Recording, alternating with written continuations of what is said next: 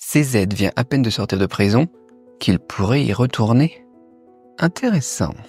Alors que le marché de la crypto est actuellement en pleine euphorie, FTX vient encore essayer de tout casser. C'est un sujet que j'ai discuté avec des potes, tu vois, récemment. Voilà, les trucs, les gossips, les potins, les trucs comme ça. Et ça m'a marqué, du coup j'avais envie de partager ça avec vous. Je me suis dit ça pourrait être sympa d'évoquer ça ensemble, de voir quel impact ça pourra avoir sur le marché, choses comme ça. Donc du coup voilà, petite vidéo vite fait parce que j'ai pas beaucoup de temps, je suis en plein dans les valises. Là dans 2 jours je pars aux États-Unis pour participer au North American Blockchain Summit en tant qu'influenceur. Et je vous partagerai d'ailleurs aussi tout ça une fois sur place, surtout qu'il va y avoir pas mal à dire. Trump vient d'être réélu et maintenant que Trump a été élu, d'ailleurs, c'est marrant, mon dernier voyage, c'était juste après sa première élection en tant que 45e président. Et là, donc, ça sera en tant que 47e président. Chaque fois que j'y vais, voilà, c'est dans une ambiance plutôt sympa, quoi. Quoi qu'il en soit, si ça vous intéresse, on va parler de tout ça, des lois, de tout ce qui est régulation, les taxes, etc.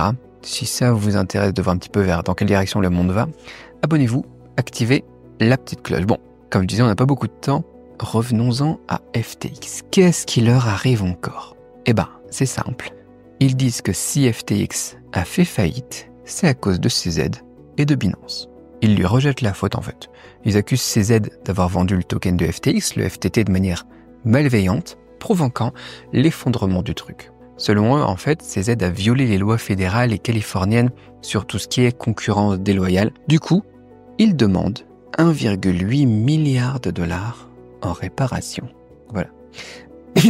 Alors, pour ceux d'entre vous qui sont nouveaux dans la crypto, ils connaissent pas trop cette relation, tu vois, amour-haine entre CZ et FTX. Vous pouvez regarder une des vidéos que j'ai faites sur le sujet, sur FTX et donc SBF. Dans le passé, je vais mettre dans la description, dans cette vidéo, je racontais en détail en fait comment FTX a fait faillite et quel genre de personne est SBF. Mais vous allez pouvoir voir aussi un petit peu ça avec cette vidéo d'aujourd'hui. En fait, en traînant CZ en justice, je pense que ce que FTX est en train de faire, c'est vraiment ridicule. Donc bien sûr que CZ, c'est un catalyseur qui leur a précipité un peu leur faillite. Après tout, CZ, il a vendu les tokens de FTX qu'il détenait.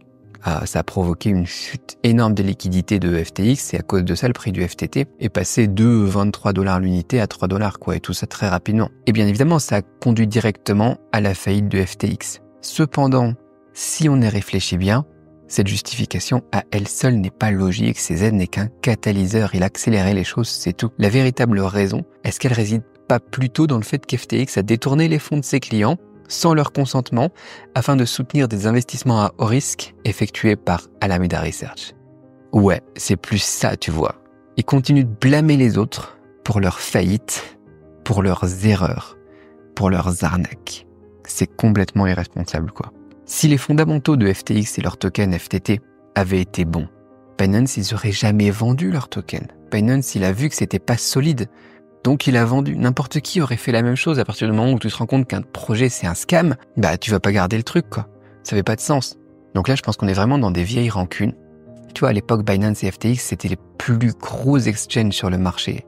C'était le numéro 1 et le numéro 2. Donc forcément, la concurrence était féroce. Et après, tous ces problèmes de FTX, SBF, il a demandé de l'aide partout. Il téléphonait à tout le monde, tu vois, les fonds souverains, les capital investments, les bourses asiatiques un peu secrètes, les trucs comme ça, tu vois. Et il a été jeté de partout. Personne ne voulait l'aider. Sinon, d'ailleurs, il serait jamais tourné vers CZ pour obtenir de l'aide, tu vois.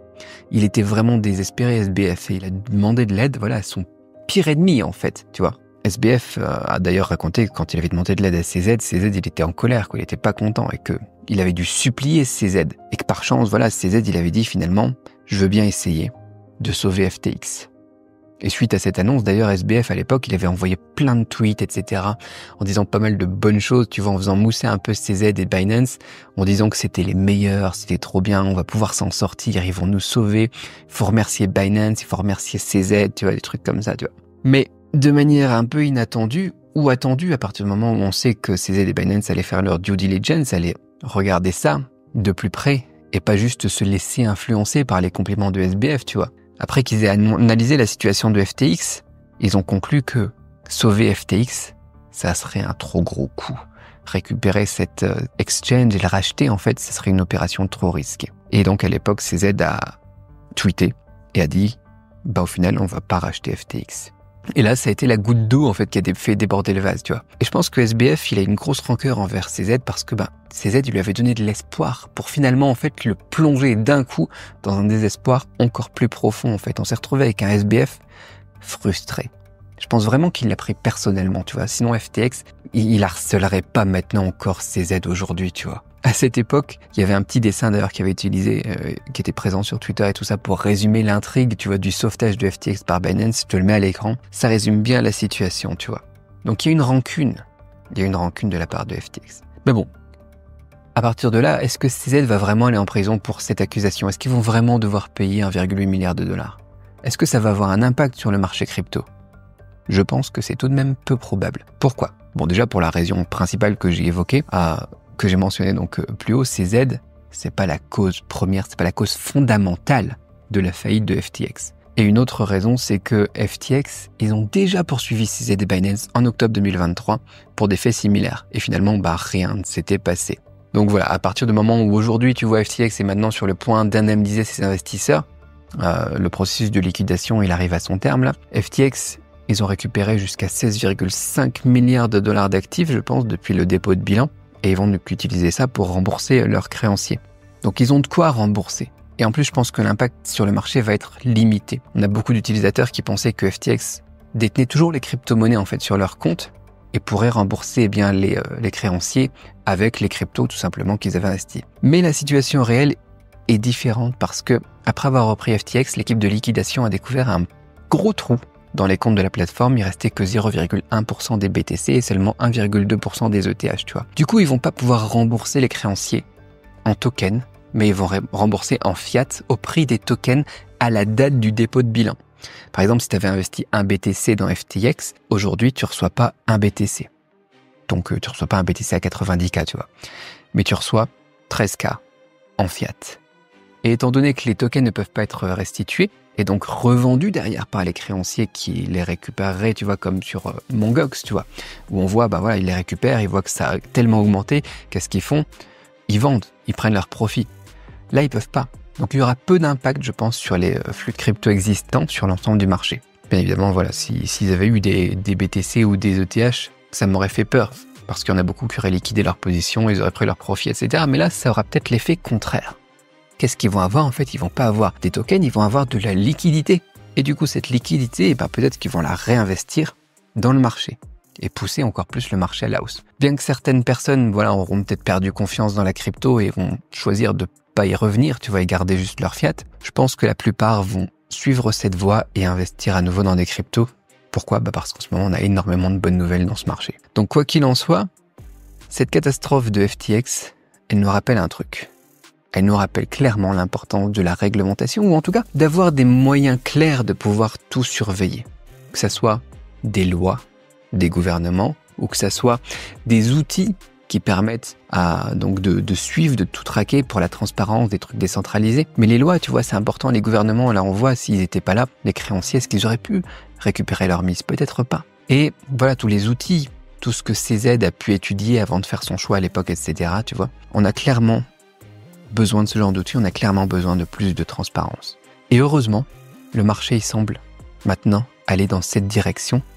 Et c'est ce qu'on va voir aussi au niveau réglementation dans mon voyage aux États-Unis. Je vais faire de mon mieux pour obtenir les dernières informations à ce sujet et vous partager tout ce qui va changer au niveau réglementation. Surtout réglementation et loi, etc. Parce que là, il y aura beaucoup d'hommes politiques américains. Donc, je vais avoir matière à partager dans ce domaine spécifiquement. Quoi qu'il en soit, si on devait résumer un petit peu tout ça, je pense que CZ et Binance, ils n'ont pas beaucoup à s'inquiéter. On a déjà eu ça l'année dernière, et puis ça se répète, l'histoire se répète, ça va pas donner une finalité différente. Et en plus, je pense que la deuxième chose qu'on a évoquée aussi, cette liquidation de FTX et puis le remboursement des créanciers n'aura pas d'impact non plus. Donc tout ça, pas beaucoup d'impact, c'est des potins, comme je vous le disais, c'est du gossip, c'est rigolo d'en parler. Ça nous montre encore une fois de plus quel genre de personnes est SBF, quel genre de personnes sont les personnes qui sont derrière FTX, et puis voilà, pas beaucoup d'impact sur le marché, etc. Mais c'est un bon rappel pour répéter un petit peu l'histoire de la crypto, ces gros événements, ces gros scams, et puis les directions dans lesquelles on va. C'était intéressant d'en parler aujourd'hui. Voilà, c'est tout pour cette vidéo d'aujourd'hui. Je vous dis à très vite dans une autre vidéo, probablement depuis les États-Unis. Bye bye.